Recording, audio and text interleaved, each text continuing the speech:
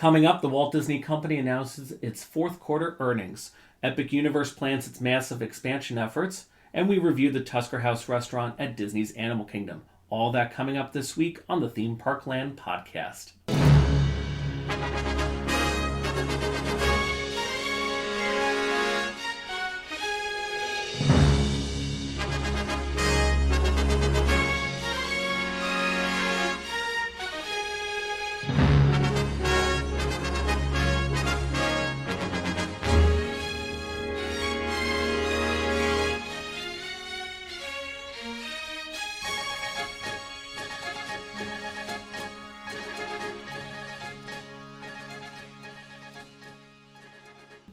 Hello, everyone, and welcome to another episode of the Theme Park Land podcast. I'm your host, Matt Dobrovolsky, joined as always by my lovely and talented co-host, Matt Rogers.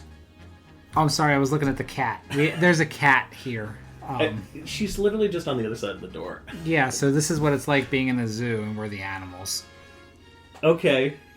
All right. Anyway, speaking of animals, boy, do we have an episode for you because we went to Animal Kingdom yesterday. Yes, we'll be talking about that a little bit later on. Nice segue there. Nice segue. Great to have you guys all back with us this week. Hope you had a wonderful week. We definitely had a humdinger of a week with the 30-degree weather that we had on, what was that, Tuesday morning? Christmas time is here. No, that's not Christmas time. They're playing the music in the parks. Well, yes, they are actually, yeah. And the parks are decorated. Yeah, and your house is decorated. It's Christmas. If you walk into a Lowe's, it started in August, but... No, well, what, Costco was like July, right? Oh, God. Yeah, anyways. That was crazy. But yeah, it was very, very cold. And if you're kind of listening in, you can tell that I've got a lot of congestion going on. Because I think I got a little bit of a cold with the cold that we had. Boo-hoo. So, anyways. Yeah, so.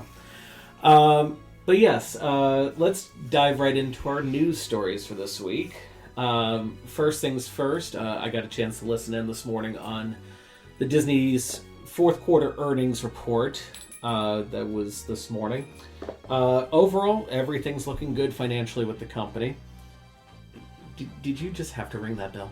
Yeah, I was just looking at the Christmas decorations in the box and the Labubu. Oh my god.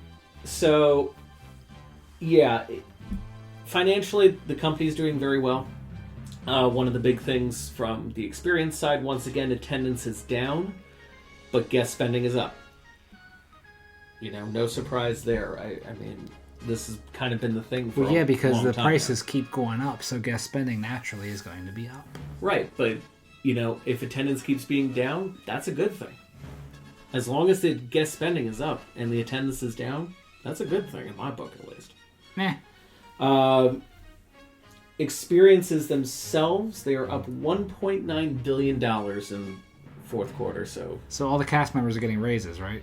I mean, technically, they did. Again? Yeah.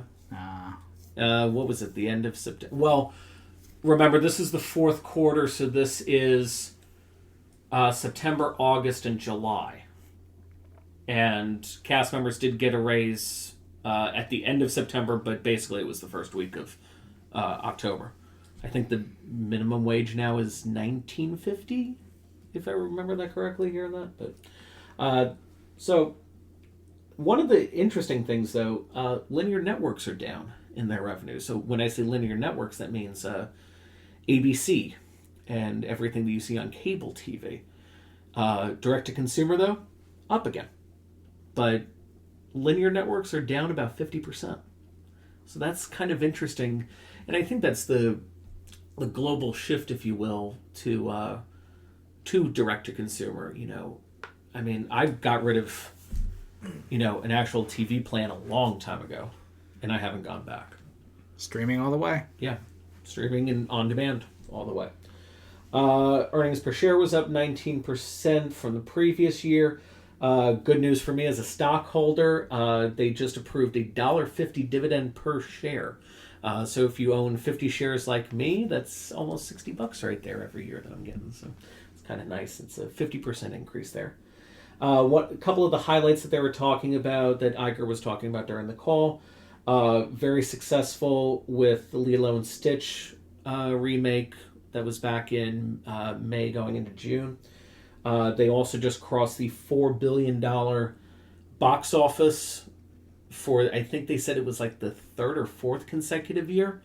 So that means with everything that Disney has their name to, they have made $4 billion at the box office. And that's not counting the fact that we've got Zootopia in 2 weeks, as well as Avatar Fire and Ash next month. And also, too, I don't know if you saw, Avatar Fire and Ash, 3 hours and 15 minutes. Is there an intermission? God, I hope there is. Because I'll have to pee. I don't even care. I didn't even see the second one because I literally hate Avatar. But look, the story is very predictable. I've always said that. Like, the first film is Fern Gully or Pocahontas. Okay? The second movie, again, it was a very basic storyline that made it very predictable. But the visuals are there. Those visuals are impeccable. This is the only movie that I ever recommend actually seeing in 3D. And on the biggest screen that you can, too. Like, if you can go to an IMAX 3D screening of this, you're going to have an amazing experience. But yeah, 3 hours and 15 minutes for this movie. I agree with you. We need an intermission. Holy moly, is that going to be a long movie. But yeah, $4 billion, too, at the box office. And that's not counting those two films. Now, granted, I don't think Zootopia is going to make $1 billion. I think it'll do very well. Avatar, easily another $1 billion. I mean, the first two alone made $4 billion collectively. Yeah, it's Jim Cameron. Yeah, never bet against that man. Never bet against him. Explorer of the sea. No sea too deep, no budget too steep. Yeah. Oh my gosh. It's a South Park song. Oh my gosh. The other thing that they talked about is that experiences themselves, the division of the company is doing great. He mentioned briefly that, we've got 2 more cruise ships along the way. We've got the Destiny that's going on its maiden voyage next month. The Adventure is launching in March. And then 4 more ships, to our company at least, within the next few, couple of years. So, cruise ships are obviously expanding. We talked about this yesterday, just privately, the two of us, is that cruise ships are really the driving force right now for experiences. They know that that's, the lower end of their assets to experiences. But what they're doing is they're realizing the true market value to that, so they're expanding the fleet as quickly as they can. Which is kind of scary because it has such a unique and high service standard. And as we experienced on our last cruise, I'm very concerned about them expanding a little bit too fast and not maintaining that service quality. Correct. It's the idea of, we talked about this on our episode about the treasure, was that we have to be very cautious. And I get it. There's a lot of people out there that are willing to work on these cruise ships, but we have to make sure that we're always finding the right people. And Disney has to train them the right way. And if we keep bringing on more and more people, you cannot lose that service quality, especially with Disney Cruise Line. But yeah, so overall, earnings report, pretty good. It'll be interesting, I think, March. It's either March or April is when the shareholder meeting is. And maybe by the shareholder meeting, we'll find out who the new CEO is. That might be coming Bob soon. Iger. I just swear to God, if that man extends his contract again. Hugh Johnston, though, just announced he extended his contract. That's the CFO, Chief Financial Officer. He's extended now until 2029. He's the bean counter. Right. Okay, yeah. I got you.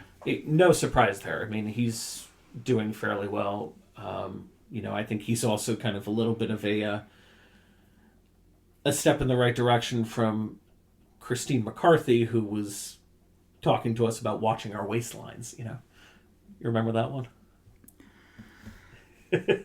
Disney tourists have money, and if they want to be fat and eat, let them. Amen. This is also coming from the company that puts out the free dining plan. Like, so, girl, go away. Anyway, moving on to our next news story.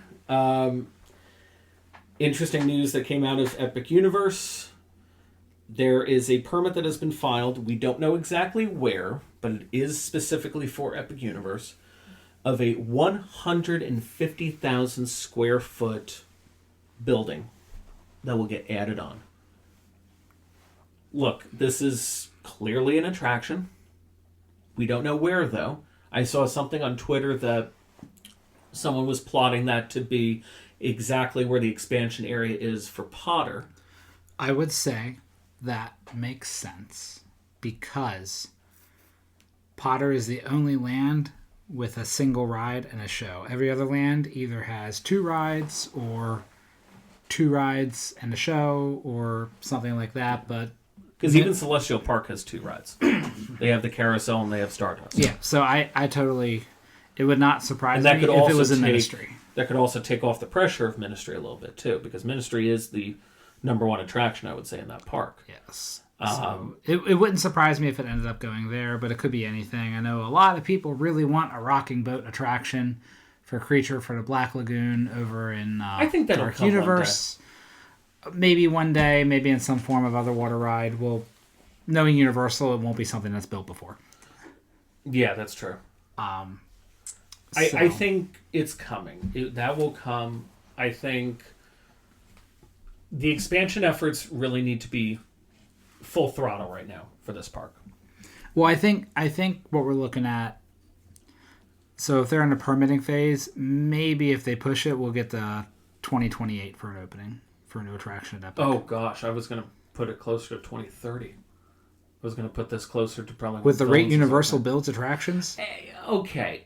At the rate that they're building attractions, but at the same time, what if this is something brand spanking new, kind of like what Ministry of Magic was? Projected to open in 28, opens in 2029. But at the rate Universal can build attractions, and you got to remember... Because we're going to talk about this in a little bit, too, when we talk about Animal Kingdom. Well... Because we walked past the Tropical America site, but we'll talk. Well, you got to remember, like, say for example, say this is, and we don't know this, but say it is an expansion of the Ministry, right? It's probably a ride that they've already mostly designed, that they didn't include. Yeah. Well, I mean, that puts it to that VR technology thing. So one of the rumored attractions for that area a while back, I think before they started the construction truly in like 2021, so it was probably like right around the time of COVID when they decided we're not going to do this, it was going to be a VR simulation where you would have your own individual stations, if you will. You put on a VR helmet and it was going to put you into the world of playing Quidditch and being on a broomstick. Okay? Sounds like a great idea. The capacity was going to be horrible for this. You're talking about everyone having their own individual station. If they were to have 4 massive theaters of this, okay, and you had 400 of these things in each of the theaters, okay, then you're only starting to talk about 2,000 an hour, because you have that turnover ratio is awful. You're talking about the idea of you have to find the time to load these people in, get them all situated, let them experience it, get them out, clean everything. Because I remember that was one of the biggest problems that they had with the VR stuff on Kraken at SeaWorld, was that their intervals were god awful because they were sending the team members in there to sanitize and wipe down those VR helmets. That didn't last very long. No, it did not, because of that. But they were fine. I mean, I remember when I got to preview that, there were 2 trains out there. Okay, by the time our train dispatched to when it got into hold 1, right there, right before unload, it was... I'm looking at them, and they're only just starting to clean the helmets. And we still sat there for about another 5 minutes. That's why they built the canopy over the transfer track, so you wouldn't be sitting out in the sun. They knew it was going to stack up every time. Honestly, I haven't been on that in so Yeah, long. so I when- didn't even know that was a thing. Yeah, but when Kraken opened, the transfer track was just out in the open because, in theory, on a B&M, you can run 3 trains and it won't stack. SeaWorld never operates that way, but whatever. But when they added the VR stuff, they built a canopy over the transfer track specifically because they knew they were only going to ever run 2 trains. They were always going to stack because of the cleaning process. Yeah. But yeah, so getting back to Epic with that, if they're going to do this VR technology, because I mean, again, this is something that they've had in the works for a while. Did they figure it out that how they can have that strong capacity to this thing? What do you think? Do you think they figured out the capacity, so in this way this attraction could work? I think they already have an attraction where they have figured that out. Where do you think that is? Bowser's Challenge. So you're saying if the VR was just a simple thing that you would attach to yourself instead of being this massive helmet? Yep. Because I don't know Okay, so you're in a queue. You put on a Quidditch helmet, right? And then your goggles, you snap on. There's your VR. I think the question is that how immersive were they trying to go with this? Because by my understanding, this was the rumor, I think, was that you were going to be put into these rooms and then you were going to put on this helmet that wouldn't allow you to see the rest of the room. I have no idea. I don't even know if it's going to be in Ministry, whatever Right. this expansion is. So I have no idea. That's the thing, is that when they said when this If you permit went news through the broke- amount of what if attractions Universal's ever had, it's so expansive. I mean, Forbidden Journey came about bouncing off the Van Helsing ride concept back in the day. I don't know if you were aware of that. No, but so they're remember the Van Helsing movie in like 2006 that kind of bombed, but Universal made it. So they were going to build a ride out of this, and that's what they developed the Forbidden Journey ride system for. Interesting. The movie bombed. It was shelved. Years later, they acquired the rights for Harry Potter in the theme parks, and the ride system came from that. Yeah, because I think... And now and it's a bit of serendipity, we kind of got the Van Helsing ride in the form of Monsters Unchained. Yeah. And it's utilizing the same technology. So it was, yeah. It utilizes that same technology, so it does still work with that. My thing would be with this permit, though, is that it's 150,000 square feet. Okay. We've talked about the Creature from the Black Lagoon ride for Dark Universe, where that could potentially go back there with the expansion. Is that 150,000 square feet? I don't know.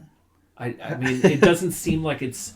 150,000 square feet is massive. I do believe that's a little bit bigger than the Rise of the Resistance show building. So this is a massive, massive building that is going to house something really, really big. So I think the only other place I could point this maybe would be whatever they do with this expansion for Nintendo. That seems to be a huge, massive plot of land. I don't think there's going to be an expansion for How to Train Your Dragon. I think they're kind of landlocked with that to a point. So Well, also, if you look at Isle of Burke, to me, it's probably the most developed land. Right. In terms of quantity of attractions, shows, And the whole build out. The whole build out. Yeah. Right. I don't think there's much more that they could build out with that if they wanted to. So my guess is this is either going to be for Potter. Potter would be my number one choice. And then I think Nintendo would be my second. I don't think this is for Dark Universe. But getting back to what I said earlier, this needs to happen soon. Because this park is struggling. And I think that's one of the reasons why we still don't have annual pass options. And I don't think we're going to have those annual pass options for a while, unfortunately. We'll see. Anyways. We'll see. Anyway, moving on to our big discussion. Yesterday, we went to Disney's Animal Kingdom. had a great time in the park, but we also are going to give our first dining review, and that is of the Tusker House. What do you mean first dining review? We We've haven't- reviewed food at Epic Universe. We reviewed food, but this is We've different. reviewed Blue Dragon. We're going to talk about our actual full-blown experience. What do you mean full-blown experience? It's We're a gonna buffet. You go up, you sit down, you go up, you eat. You do that awkward thing where they show you to your table, you sit down, then you immediately get up and go to the buffet. We're going to talk about our food quality. We're going to talk about the service quality. We're going to talk about the characters. We're going to also talk about that check-in process, because that's something that I think we need to mention on here. The chicken process. The check-in. Oh, the check-in. Not the chicken process. The check-in. Chickens do get processed. So, to start it off, what time was our reservation? It was like 12:35. 12:35. Yeah. The So- check-in system was FUBAR. We got there. I think your wife checked us in at like 12:15, 12:20. So 15. Right about at the that beginning mark. of the window. And then we're looking at the our clocks. It's 12:45, and we still haven't heard anything. But she got the text message that said, "You're checked in. We'll let you know when your table's ready." So we started saying, "Okay, I think we need to go up there." You went up there. I'm assertive. Good for you being assertive. And what did they tell you, Matt? What? So, no, that's the answer I got. So I said, so we checked in at the beginning of our window for our 12:35 reservation. It's like 10 minutes past. We just want to see how it's going. And mind you, like the walk. And the answer I got was what? So I was like, we checked in a while ago on the phone, and so they look at it and they're like, oh, so our system hasn't been working periodically, but I just checked you in. You're fourth or fifth in line, and there's 9 tables being cleaned right now, so it shouldn't be much longer, which is fine. But why? Why is your mobile check-in thing not turned off if it's not working? Yes, that's my whole bit. We know there's a problem with this system, so instead of just turning it off and telling them to check in at the host stand. And I've seen this before. I've seen it where I've gone to these restaurants and you go to try and do the mobile check. And I think I had it at Ohana once. It said, we're sorry, mobile check-in is unavailable at this time. Please see the host to check in. Right. Okay, I'm fine with that. Just tell me. Tell me, why were we standing around for an extra half an hour when we could have been seated earlier? But we got in. And we got in. We sat down. And in all honesty, I think that was the only fluke with the whole... Oh, the rest of it was brilliant. So we sat down. Our server was great. We ordered drinks. And then I ordered a drink. And then I said, the first thing I said to get was the shrimp green curry. Yes. And God bless you for giving me that idea. Wasn't that great? That was delicious. So this was a... What is it exactly called? It's green shrimp curry or something like that? Shrimp green curry. Green curry, something like that. It's a green curry base with shrimp and broccoli and peas. Yeah, because I showed you later on, I went and did like a little bowl of it. I put the rice in there, and then I put the shrimp in there with that sauce that it came with. It was delicious. Very, very good. Had a little bit of a kick, but overall very good. That was the only thing I think I grabbed twice. Good. But so, what is this restaurant? This is a character dining experience. It's a buffet, and the spread is really good. It's kind of Indian African foods, if you would, and it's just they have curries, they have really good roast chicken, salmon, some spicy stuff. They have really good desserts. Their signature dessert is an African French toast. That was pretty good. Oh my god. Yeah. The closest thing I think I could equivalent this to is the Ohana bread pudding, just a lot warmer and kind of a little bit more richer. I love obviously it. without the vanilla ice cream. I love it, but that shrimp green curry, oh man. I also really liked, because I'm looking at the menu now, the spit roasted tandoori chicken. That was good. That was very good. They have chicken tenders. Yes, of course, they had chicken tenders, and both of us had to partake in that. The mac and cheese also was really good over there. I didn't even try that mac and cheese. It was pretty good. Oh, the salmon, though. The salmon. Yes, that salmon, it was perfection. It just it broke apart. I took one bite and it just melted in my mouth. I was like, wow, this is really good. Food quality, to me, it was a 10 out of 10. It's one of the better dining experiences. I think I love that it's a character dining, but they haven't sacrificed any of the food quality just because it's a character dining, Correct. like you see at Chef Mickey's, Hollywood and Vine. Yep. Because that is most character buffets, and that's one of the, I'm not a big fan of character dining. I don't really partake in the characters that much. I've always said the day I have a child, I'll be more inclined to do more character dining at that point. But I'm also not that into it because I know they kind of skimp out on food quality a little bit because you're paying to be there for the characters.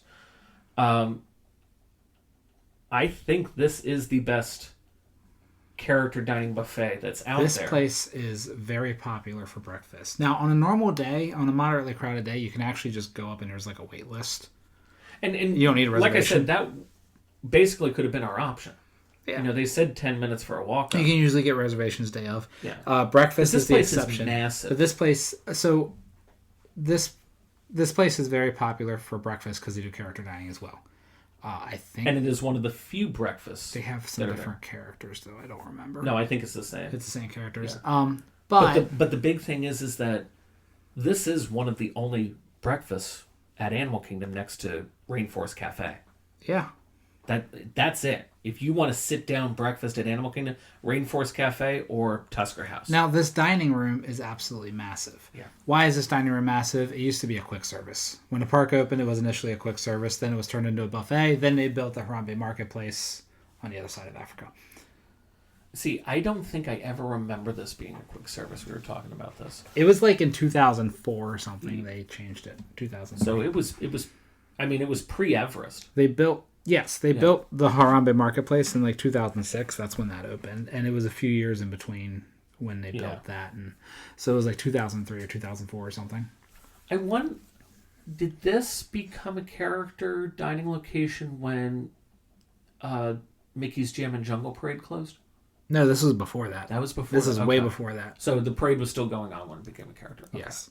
Because, correct me if I'm wrong, I think they're also wearing their same costumes. I believe from Jam and Jungle. The characters are amazing in this. It's Mickey, Goofy, Donald, Daisy. Yes. They were fantastic. Donald and Goofy had a field day with us, I think. Oh yeah, we broke them. Anyways. Yeah. Mainly because, and Daisy too, because my wife just started to ramble on to Daisy about how she's like her favorite character in Dreamlight Valley. And yes. And Daisy was like fangirling over this. So, well, what was funny is also your wife started telling a story. Goofy, come here, I gotta tell you a story. And Goofy pulls up a chair. Yes, Goofy pulled up a chair and just sat down and listened. Hats off to this team. And I also too at this same point, I'm looking on Facebook and I saw like a little thing pop up for Disney auditions saying, "Oh, they're hiring for talent performers for Monsters Inc. Laugh Floor and Turtle Talk with Crush." And Goofy's looking over me while I'm looking at this on my phone. And he's basically trying to encourage me to go out for these auditions. He's like, you apply no, now. I'm good, buddy. You apply right now. He wanted me to be an equity performer. So exactly. What else? So, like, our server was fantastic. She was wonderful. Which is, I always find that difficult in a buffet setting. A lot of servers, I think, choose to do a buffet mainly because it's easier, where they just have to basically take your drink order and then they don't really have to worry about you. She was fantastic. She was consistently filling our drinks. She was very attentive to us, making sure that everything was okay, until she almost lost my credit card.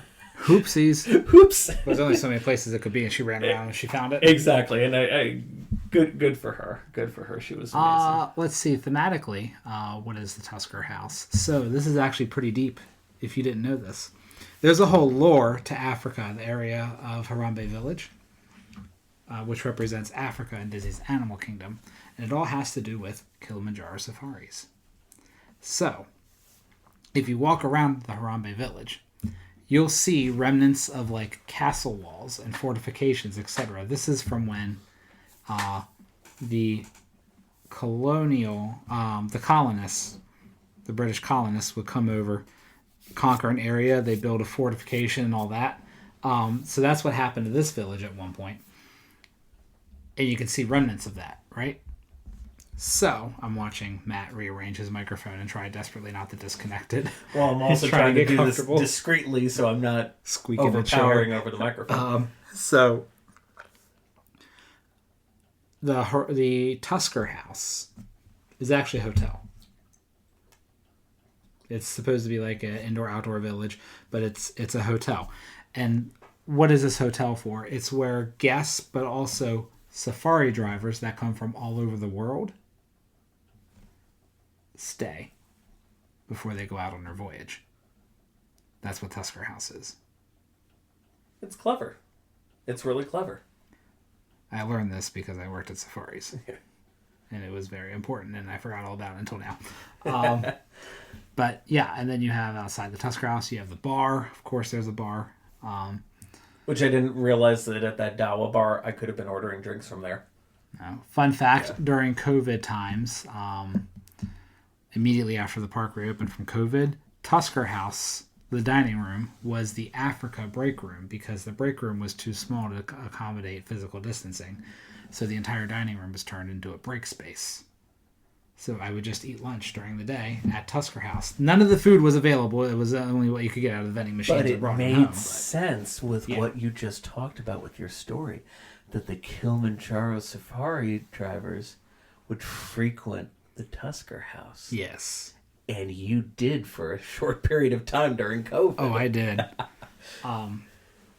But maybe that's what they were thinking of when they thought of your break space during COVID. But anyways, so we had a fantastic time at the Tusker House. What was your favorite thing you ate there? Definitely that green curry shrimp. Yeah. They had some nice naan. They had nice sauces. I didn't try any of the naan. They had... Because I know they had like some hummus with that too. Yeah, some hummus. Hummus.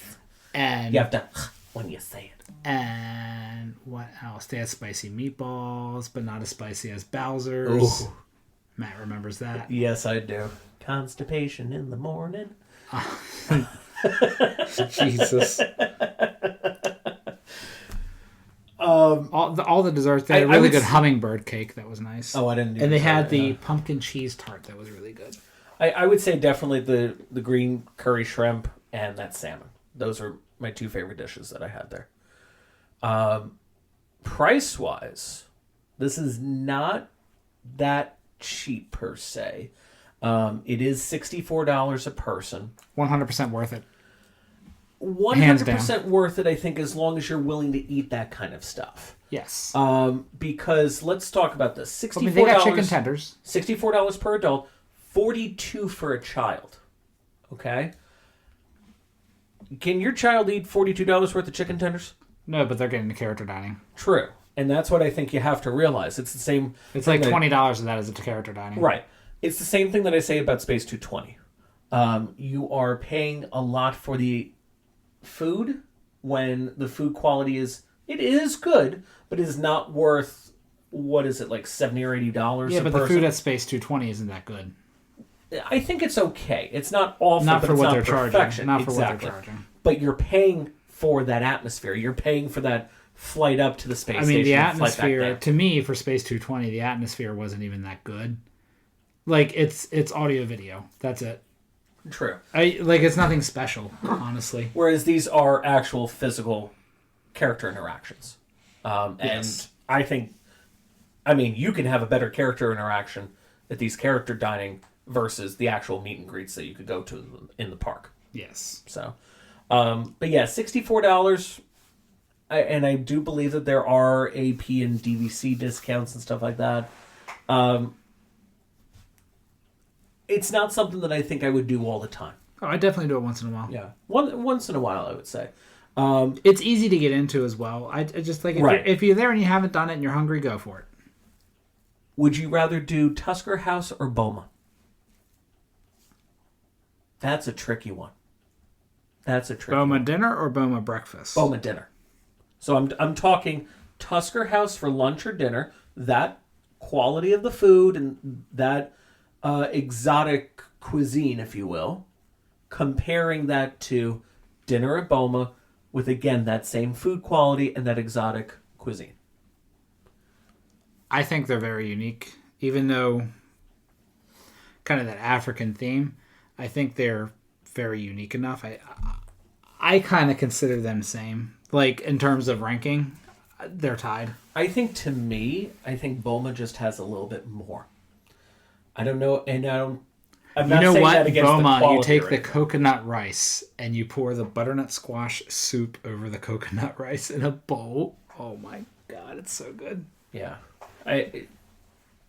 Boma, to me, I still think is my favorite buffet on property. I think Boma is my favorite buffet on property. I think Tusker House is my favorite in park. Okay. Yeah. Followed very closely by Beer Garden. See, and I still need to try Beer Garden. You haven't been to Beer Garden? Well, that's why we're doing that for our candlelight next month. We're going to go see Marley Matlin, and we're doing Beer Garden for dinner. You'll love it. Yeah, I'm excited to try. Because remember, we were all supposed to do Beer Garden together when we were supposed to see Brendan Fraser, I think 2 years ago, and then my grandmother had to die, so we skipped out on that, and then you two went instead. Yes. So excited to try that. I think that'll be great. But yeah, Tusker House, very good. I enjoyed it thoroughly. Moving on to the rest of our time in Animal Kingdom. Had a wonderful time on the safari. You know, It was a safari. Decent time, as always, on there. Saw the hippos with their poop sprinklers on the back. The hippos have the little tails, and when the hippos poop, they use the tail and they spray it everywhere. It goes like 30 feet any direction. I'm not even kidding. I'm picturing I've seen all it the so many TikToks times. now. I'm picturing all No, the if you go TikToks. up and look like poop sprinkler for a Oh, hippo, no, I've seen them. I've seen them, it's, yeah. It's just... That's, But you finally got to see Zootopia Better Together. Oh my God. I gave my 2 cents What on last week's episode. was that? So, like, the ADHD part of my brain is really happy because the show changes directions every 3 seconds. I like the show for all the wrong reasons. Like, it definitely keeps the ADHD brain engaged the entire show because there's always something different happening. It's tough to be a bug needed to go. There's no question about that. I just don't know if this is the right show to put in its place. I think either way, this is the problem with the direction that Animal Kingdom is going with these new experiences. These are all steering so far away from the message of conservation. And even to the point, like, Tough to Be a Bug, in my opinion, there was a little tiny bit of a conservation message in there, but it's not as strong as Kilimanjaro is, or even Avatar for that matter. Avatar has a pretty strong conservation message. Tough to Be a Bug never had that, to me. Zootopia still doesn't have that. And it doesn't have it even more so. Is Encanto going to have that? Is Indiana Jones going to have that? All signs are pointing to no. So I think they're going to try and do their best to reinvent the message of Animal Kingdom. There's going to be a lot of people upset with that. But if they can come up with a strong message, it'll pay off. My thing is, for Zootopia specifically in Animal Kingdom, I do not think Zootopia belongs in Animal Kingdom because Zootopia isn't really about a conservation message. I am still a big supporter if Zootopia had to come to Animal Kingdom, which I don't think it belongs there, but if it was, I would have settled for an expansion, not replacing anything, but an expansion, and getting the land that opened over in Shanghai. And having this show be a supplemental attraction in that land. Right. I would have settled for that at Animal Kingdom. Instead of trying to force it into the Tree of Life, where it does not make any sense to me why it's there. Yeah. Why is it there? Because they're also trying to reinvent the message of Tree of Life as well. It just doesn't work. I don't know. I think my other big complaint that I had with the show, and I mentioned this last week, was that it is very short. It's only about 9 or 10 minutes. It's the same as Muppets.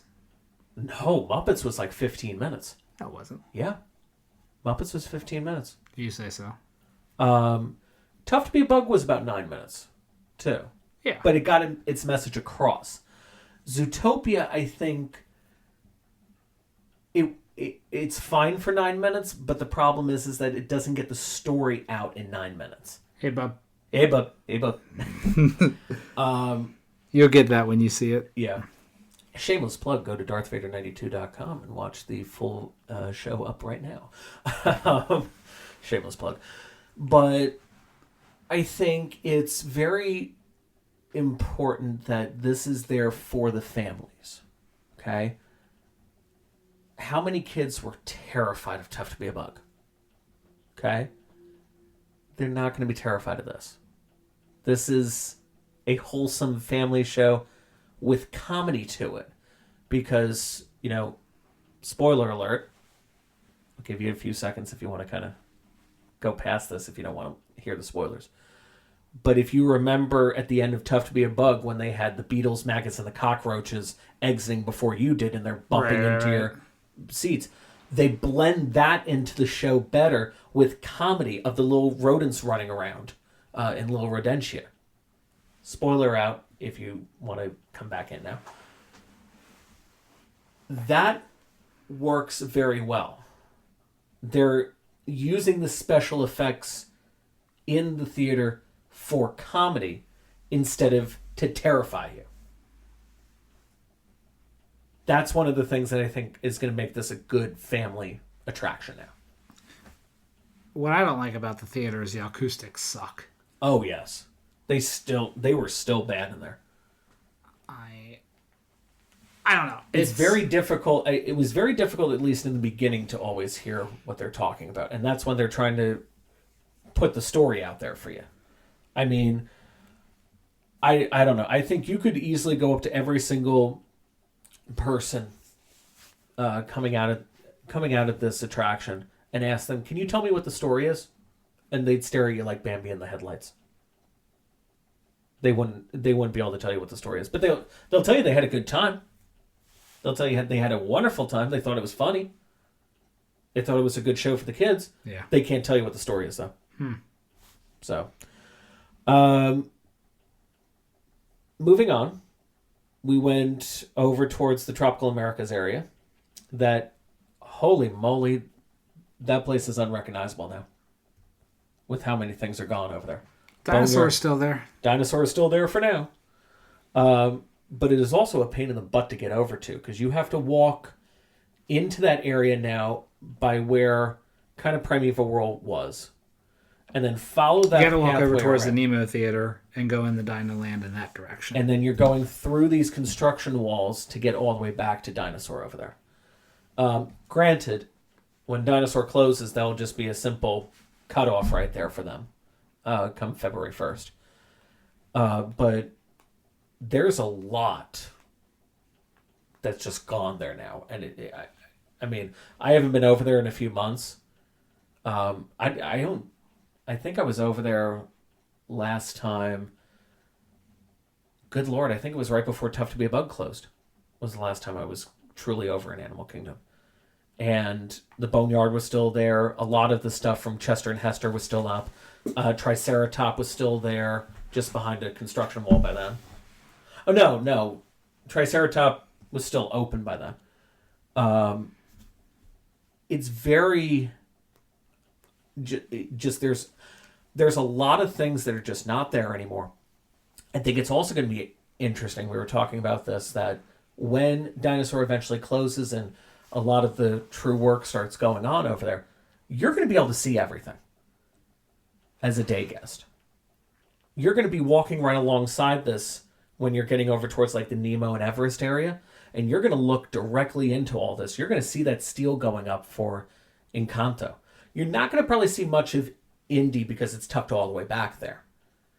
But you're going to see all of this stuff going up for what's the actual village called? Pueblo Esperanza, I believe is. I don't the know. name. Yeah, Tropical Americas. One thing I really want to talk about really quick. We got another ride in on Dinosaur before it closes. I am very shocked with how well that ride is cooperating. And I think it's largely in part of their maintenance teams actually going in to fix this stuff before the closure and not have this be like a Splash Mountain where when Splash Mountain closed, half the things weren't even working. I think they're reusing a lot of things.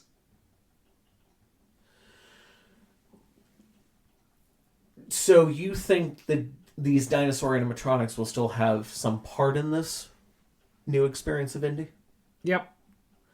Because when I'm saying, like, you know, look, the lighting looks fine, and that's entirely possible that some of the lighting could be reused.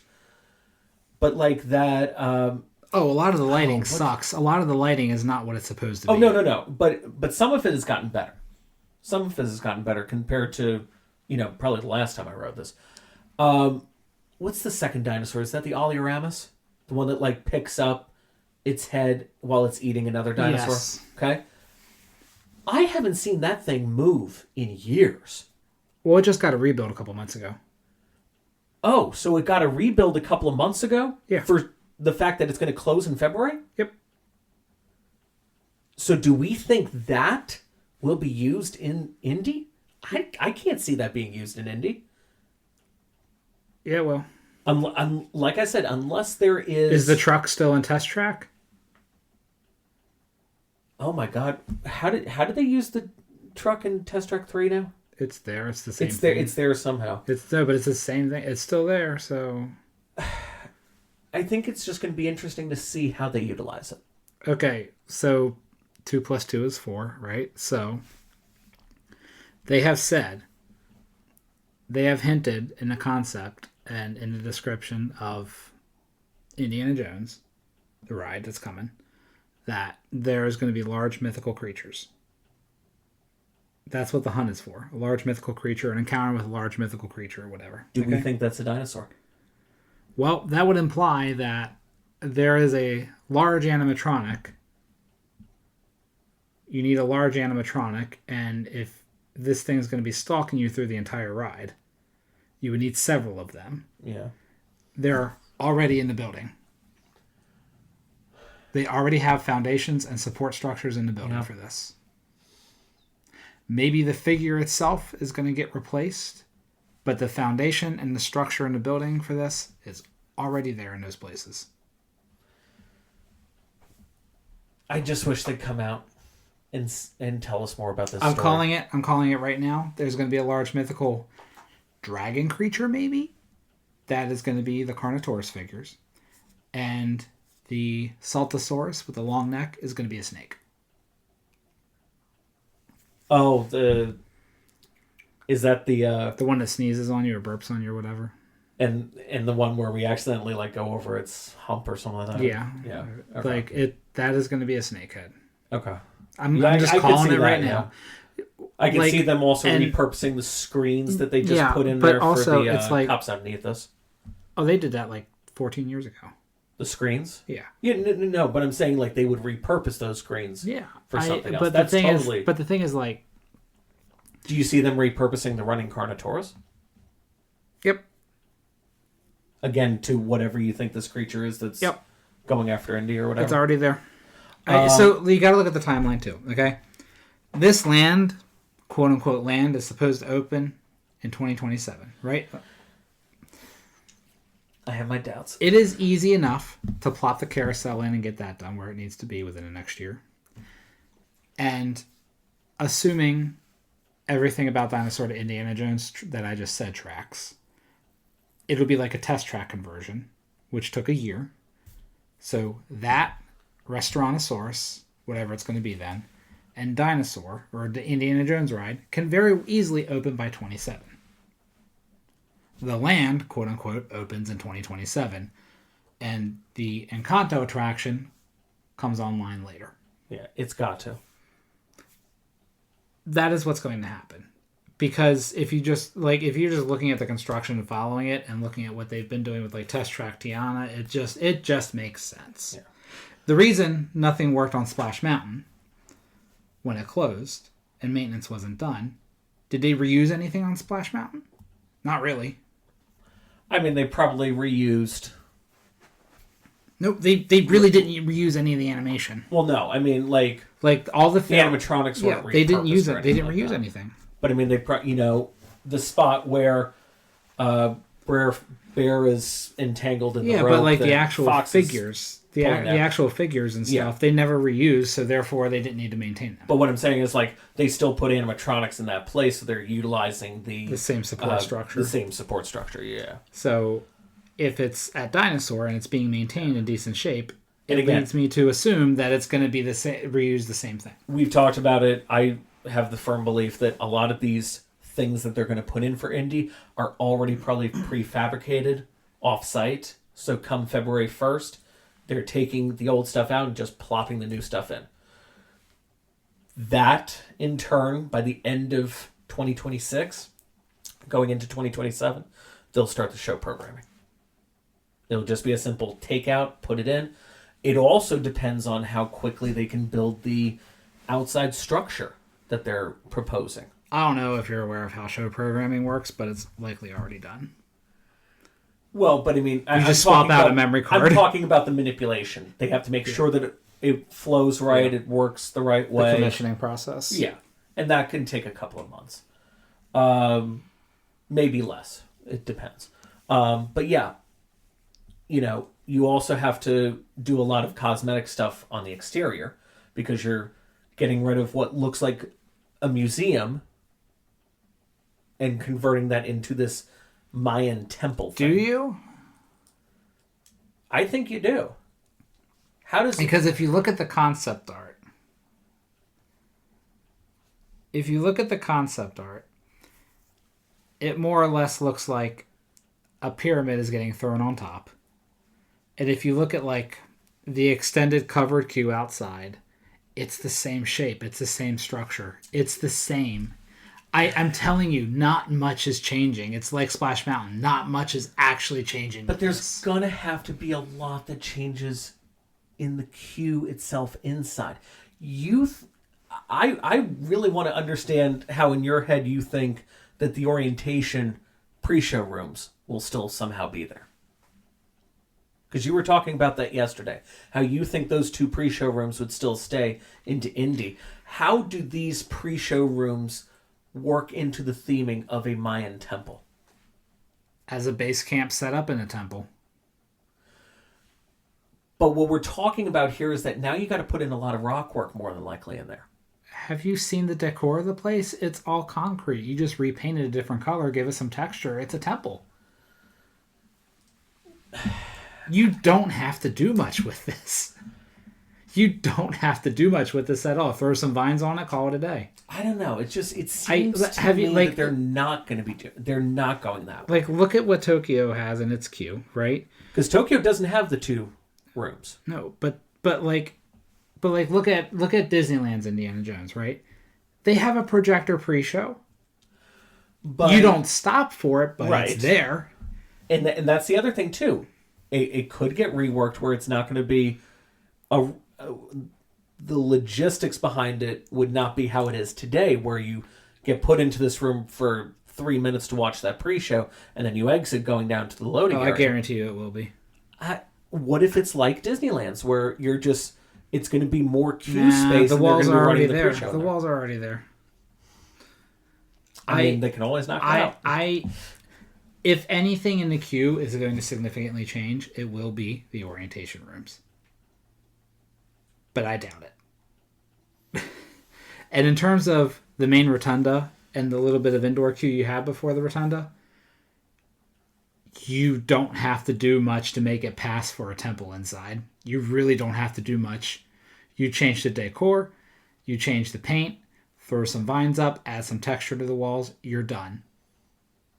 I'm not even joking. If If I could actually paint a picture for you, I would. But I don't know. I guess in my head, I'm putting a lot more rock work in there. Nope. Nope. Because again, it does. It already has rock work in it. Yeah, in the rotunda. You're right. You don't have. Yeah. I'm telling you, I keep forgetting that you've got that rock work that's in the Carnosaurus room. You don't have to change much in this to make it pass for a temple. Yeah. Because I have this feeling, seeing Tiana, seeing Test Track. I worked at Dinosaur for over 2 years. I know that building inside and out. I'm going to walk into this building as Indiana Jones, and I'm going to be like, yep.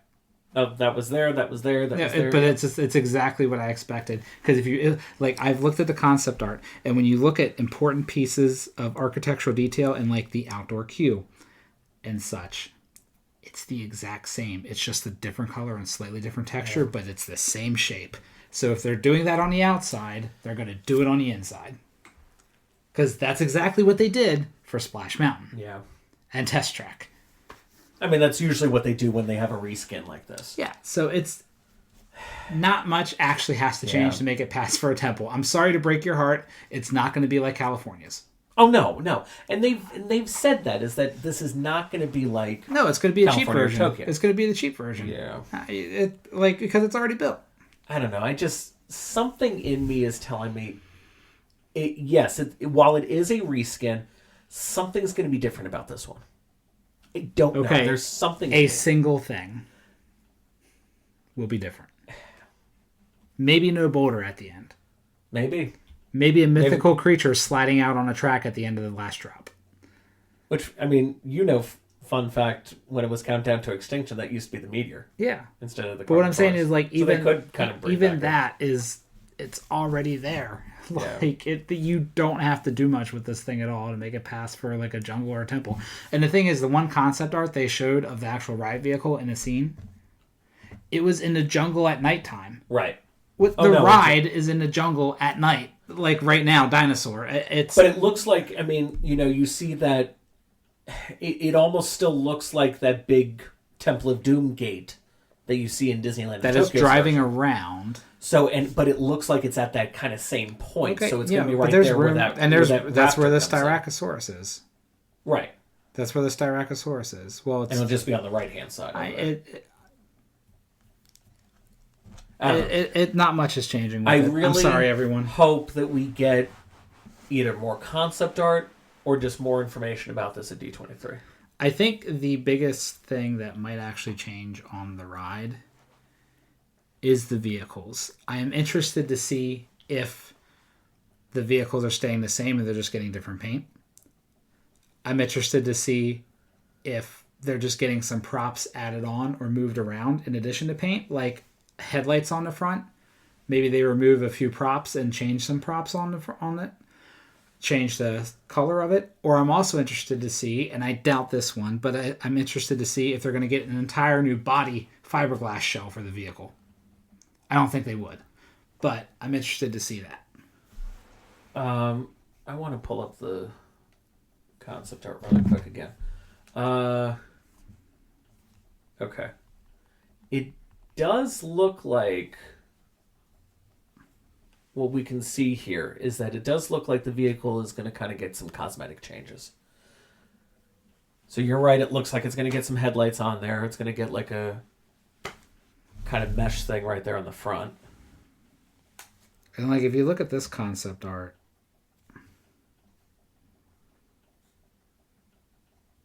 like over here, we're looking at the outdoor queue right now. We're looking at that queue ramp that goes down. And that is the exact same profile.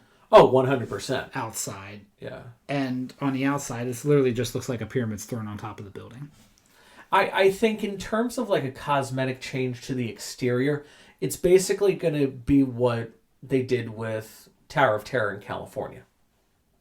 It's still going to keep the same kind of structure, but we're just going to throw on a whole bunch of cosmetic things to make it look different than what it currently is. Because it also looks like that the whole pond thing where Aladar is. I have the picture of the model up right now. Yeah. But if you look at the profile of the building in the front of it, it's Yeah, the 'cause exact where same. those steps are, that would have been where That's the fountain. iguanodon is. No, that's the pool behind the iguanodon. Right. Yeah. But so they're going to add steps to the front of the building. They're going to cover the windows on the front of the building. Yeah. They're going to throw a pyramid on top of it, and They're going to get rid of all the artifacts that are in the queue there. But yeah, we were mentioning it earlier. Phase 1, Indy, Carousel, Restaurantosaurus switchover. That could be 2027. That will be 2027. Yeah. Mark my words. Encanto, I see no path for this to be 2027. I've seen the photos from BioReconstruct, who normally does those aerial photos. Unless this is a very quick walkthrough attraction that doesn't have a sophisticated ride system in it. I don't think that's going to be a walkthrough. I think it's going to be some 28. sort of a ride. It's going to be 2028. Here, because I don't think you have seen this yet. I'm showing him what the foundation work currently looks like for Encanto. They're still only going into the foundation work here. That's going to be ready in 18 months? Right. They're claiming that this is going to be in 2027. It's 2028. It's got to be. This cannot be ready in literally less than a year and a half now, is what you're telling me. Yeah, no. Yeah. But yeah. Anything else we want to talk about with Animal Kingdom? I think we kind of covered everything. We were going to do Navi River Journey, but it wasn't worth the 35-minute wait. And I think that was closer to 40, actually, with the amount of lightning lanes that were going through. Not Navi River Journey is a waste of space. I've said it's a cute attraction. It just doesn't warrant waiting more than 20 minutes for. If it's under 20 minutes, and go for Flight of Passage, the pre-shows suck. Well, but Flight of Passage was only about a 35-minute wait, and they had immediate lightning lanes available. So that was kind of nice. So I think I've said this. The crowds going to Animal Kingdom are very scarce right now. Oh, Animal Kingdom's not going to be a good park to go to once all of Dinoland is closed. Correct. Because I was saying it yesterday. These next few weeks and month, I'm going to be spending a considerable amount of time in Animal Kingdom. I'm going to be working on a great video showcasing Dinosaur before it closes. And I just want to get my final rides in on that. Come February 1st, I don't see a draw for me to Animal Kingdom. You know, anymore. as many times as I've evacuated riders on Dinosaur, I myself have never been stuck on it. I think that's going to change. You're going to try and get... I would like... Evacuate me, you cowards. Guys, thank you all for tuning in. Oh, we're done? Did you have anything else? No. I mean, we covered everything. Everybody, thank you so much for listening to us again. Thank you, as always, for tuning in. We will be back with you again next time for another episode of the Theme Park Land Podcast. Thanks for listening, everyone, and we'll see you again next time. So long, everyone.